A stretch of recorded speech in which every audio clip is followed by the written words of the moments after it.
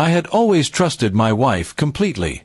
For years, I believed our marriage was built on love and loyalty. One evening, when my car was at the mechanic, I borrowed hers. I didn't expect anything unusual, until I opened her glove compartment looking for her sunglasses and found a small leather-bound notebook with her initials engraved on it. I hesitated at first, but something about the way it was hidden caught my attention. When I opened it, my whole world shattered. The very first page began with a confession: "He makes me feel alive in ways my husband never can." My hands trembled as I read her words. It wasn't just a journal, it was a diary of her secret affair. Page after page described meetings with another man. She detailed their hotel encounters, the stolen kisses, the lies she told me to cover her tracks. Every sentence was like a knife twisting deeper into my chest. She wasn't just cheating, she was celebrating it. I sat in the car for nearly 2 hours, reading her betrayal in her own handwriting. When I finally drove home, I looked at her sleeping peacefully in our bed, and all I could feel was disgust. The woman I thought I knew was a stranger. I didn't confront her right away. Instead, I decided to dig deeper. The next week, I watched her carefully. Every excuse, every late-night meeting, every moment she smiled at her phone, it all matched what I had read. I knew I needed solid proof, not just her words on paper. One night, she said she was meeting a friend for coffee. My heart pounded as I followed her car. She drove straight to a small hotel. I parked at a distance and watched as she met the man from her diary. They kissed passionately before disappearing inside together.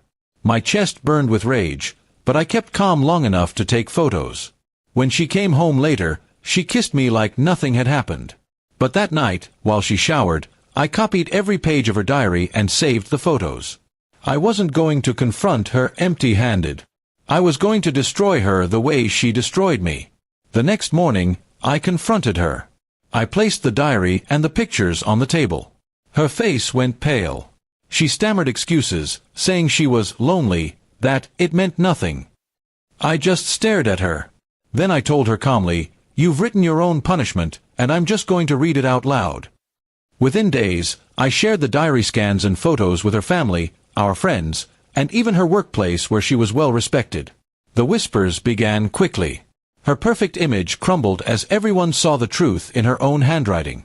She begged me to stop, cried that I was ruining her life. But I only laughed bitterly. "You ruined it yourself the moment you picked up that pen and betrayed me," I told her.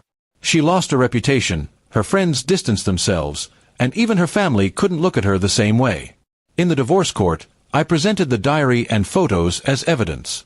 The judge barely needed to hear more before ruling in my favor. I walked away with the house, the car, and most of the assets, while she was left with nothing but shame. The last time I saw her, she was standing outside the courthouse, her eyes hollow, her face streaked with tears. She whispered, "Please, I didn't think it would end like this." I looked her straight in the eye and replied, "No one ever does." Then I turned and walked away, never looking back. And that was the true end of her story, the story she herself wrote in her secret affair diary. I only made sure the world read it.